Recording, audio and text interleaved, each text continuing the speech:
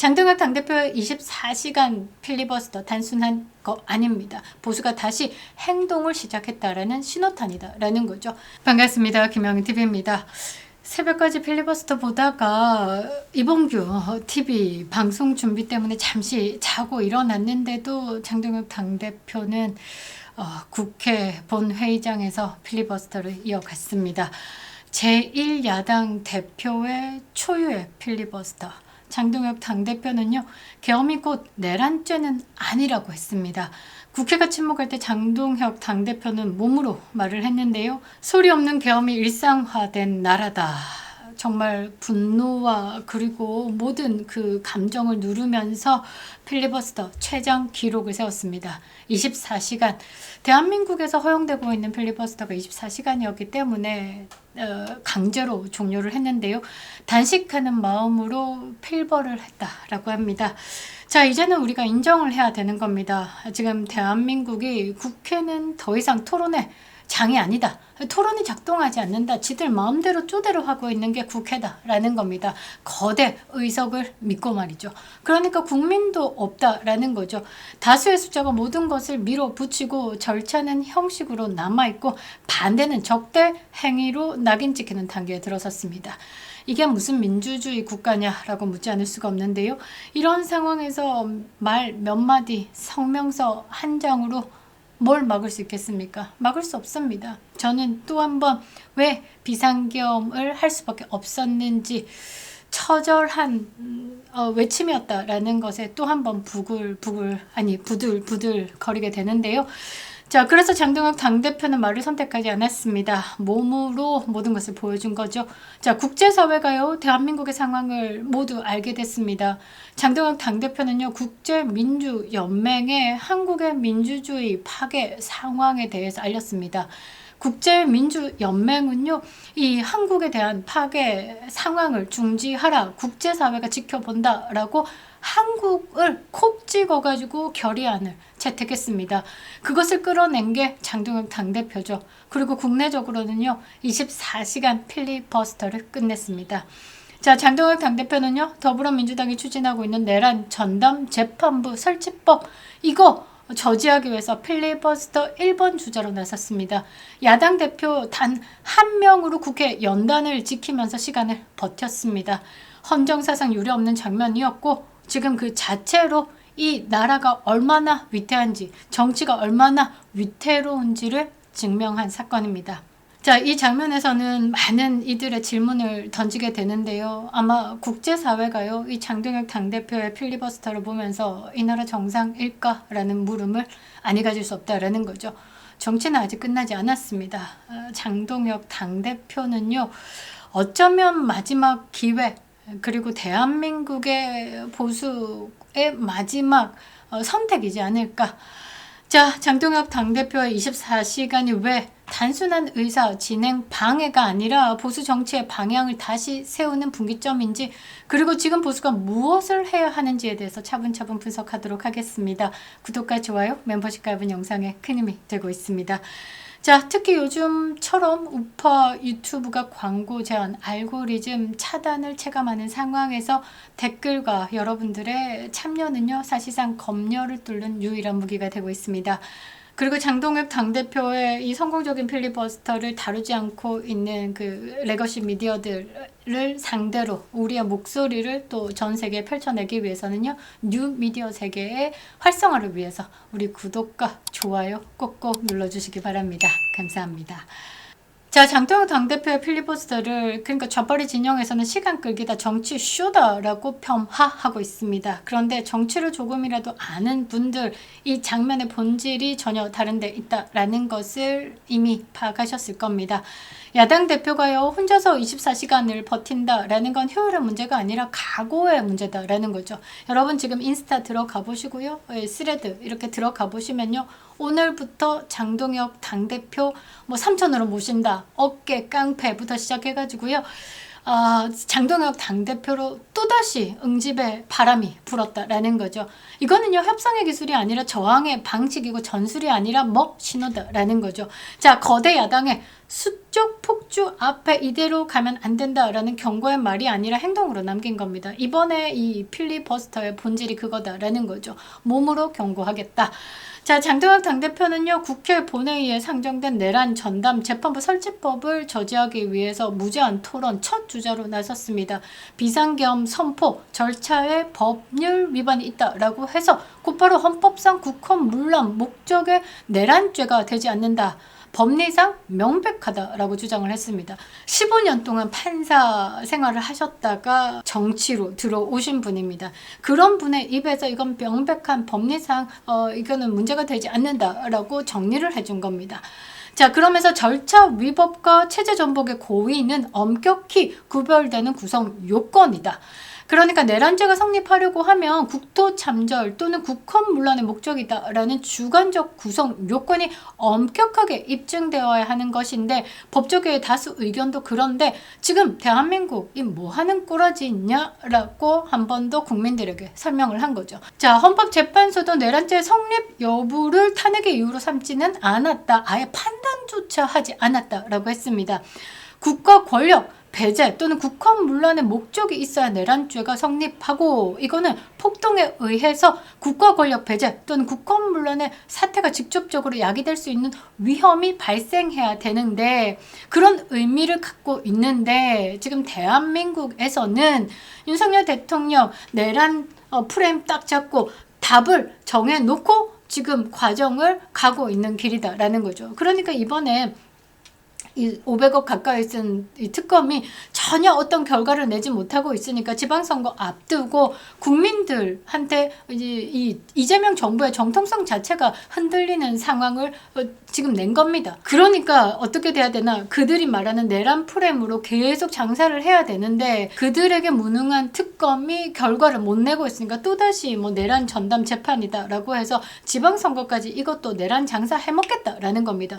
그러니까 애초 국민들에게 아니 내란도 아니고 헌재에서도 내란을 아예 다투지도 않았는데 지금 이렇게 내란에 대해서 전담 재판부를 만든다라는 건 너무나 이거는 명백하게 어떻게 답을 정해놓고 달려가고 있는 거다라고 설명을 한 겁니다. 자, 그러면서 12.3 비상계엄이 사실상 2시간 만에 종료됐고 국회 권한 행사가 불가능한 상황도 초래하지 않았다. 과연 12.3 비상계엄이 헌법제 87조에서 말하는 내란죄로 곧바로 연결될 것인지, 그리고 국민의힘이 비상계엄에 동조한 것인지 내란 정당인지에 대해서 사법부의 신중한 재판이 있어야 된다라고 했습니다. 내란 전담 재판부에 대해서는 이 법이 위헌이라고 하는 것은 이렇게 필리버스터를 통해서 토론하고 논쟁할 사안도 아니고, 모든 언론, 변호사 단체, 특정 성향의 법관들로 구성된 법관 회의 등도 이 법은 위헌이라고 말하고 있는데, 이 법이 합헌일 수 있다라고 말하는 분들은 자 봐라, 민주당 의원들 뿐이지 않냐. 그러니까 이 나라가 지금 어디로 가고 있느냐라고 외친 겁니다. 대법원이 예규를 만들어가지고 관련 사건을 신속하고 공정하게 재판을 하겠다 했음에도 불구하고 민주당이 계속 이 법을 밀어붙이는 이유는 정치적으로 가장 유리한 시점에 지들 입맛에 맞는 판결을 원하고 있기 때문이다 라고 했습니다. 막 핵심을 콕콕콕콕 찍어가지고, 여러분들 필리버스터 끝나고 나오시는 장동혁 당대표 보셨습니까? 이만큼 A4지 그 상자 하나에다가 정말 많은 준비를 했고요.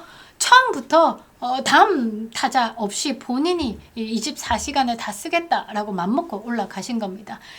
당대표가 사실 단식을 한다라는 건 사실 어려운 일입니다. 진짜 뭐 이재명의 TPN 단식, 간디보다 더 많은 날, 2날, 3날 단식했죠? 이게 있을 수도 없는 거죠. 주사 고영양 수액을 맞아가면서 머리에 기름 잘잘 흘러가면서 보통 단식하면요 수염도 안 나거든요. 왜냐? 영양가가 없으니까. 근데 수염도 잘 나고요. 머리는 기름이 잘잘 흐르고요. 그때 당시에 논란이 됐었는데 그게 우파 진영에서 만일에 그렇게 TPN 단식, 고영양 수액이지 않냐라는 의혹이 터졌다라고 하면 온갖 조롱의 대상이 됐을 겁니다. 그런데 좌편향된 언론이기 때문에 이재명의 그 수액 다 묻히고 기름진 머리도 묻히고 수염도 묻히고 그냥 단식이 뭐 프레임은 딱 잡아서 23일째 뭐 단식 이런 식이더라고요. 간디가 21일 단식했습니다. 생짜로.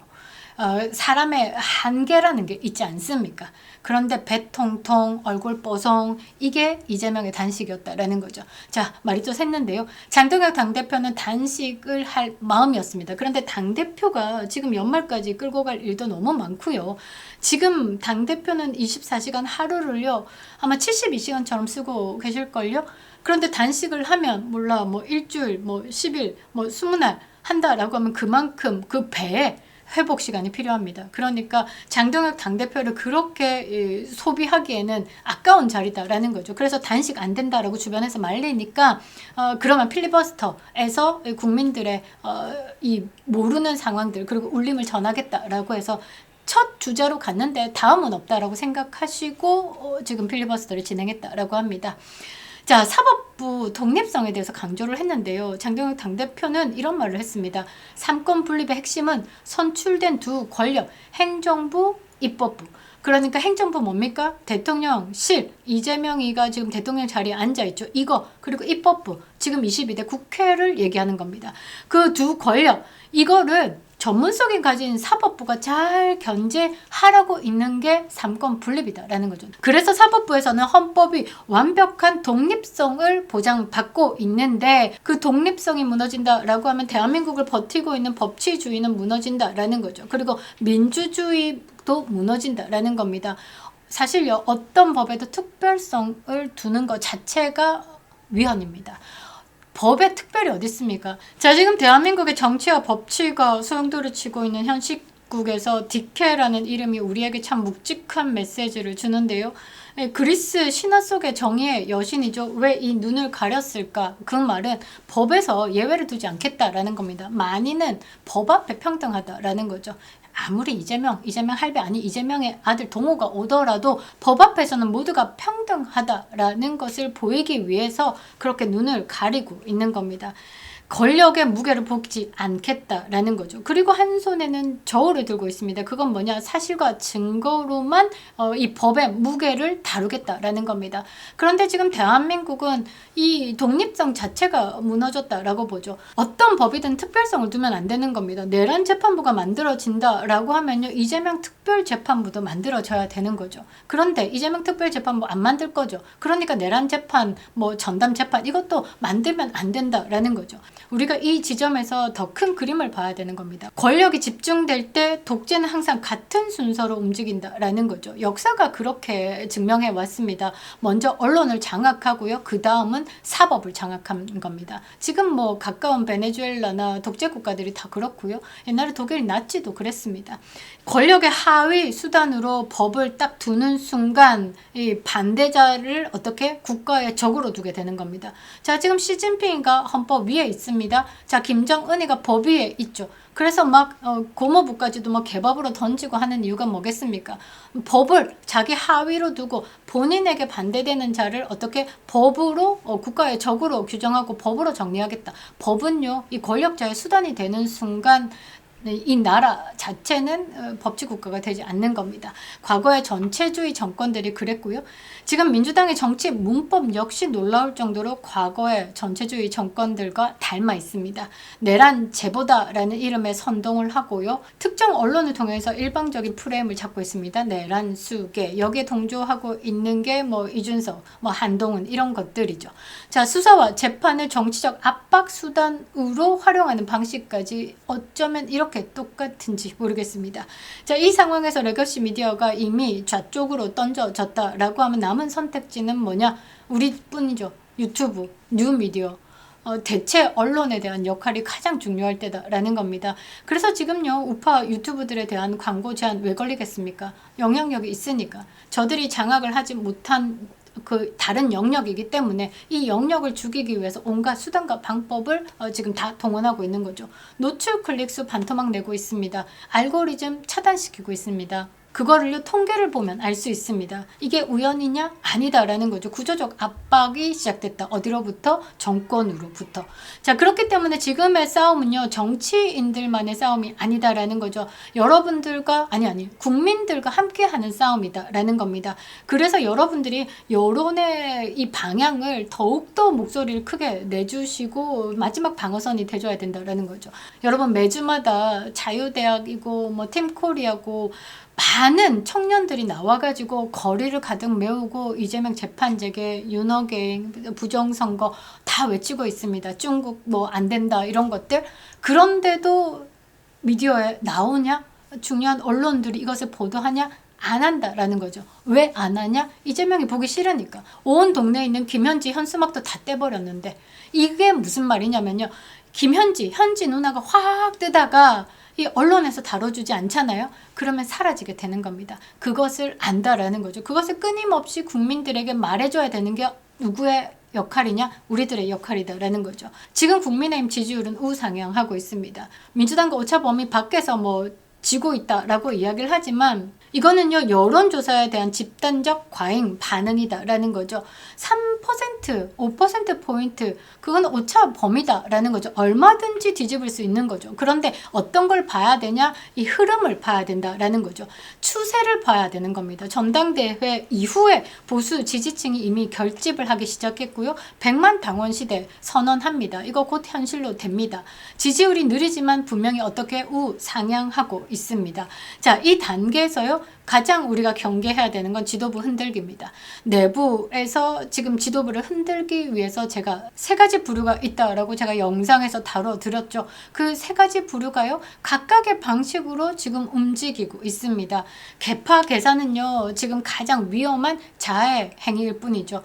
장동혁 체대로 똘똘 뭉치지 않으면요, 이 다음은 없는 겁니다. 뭐 내부 총질의 세력들에 대한 경고를 때린 겁니다. 자, 지금 필요한 것은 뭐냐? 방향 전환이 아니라 집중과 단결이다라는 거죠. 지금은요, 공천 장사가 아니라 나라를 지키는 것이 우선입니다. 나라가 있어야 니들의 금배지도 있는 거고, 나라가 있어야 니들이 씹어릴 공간이 있다라는 거죠.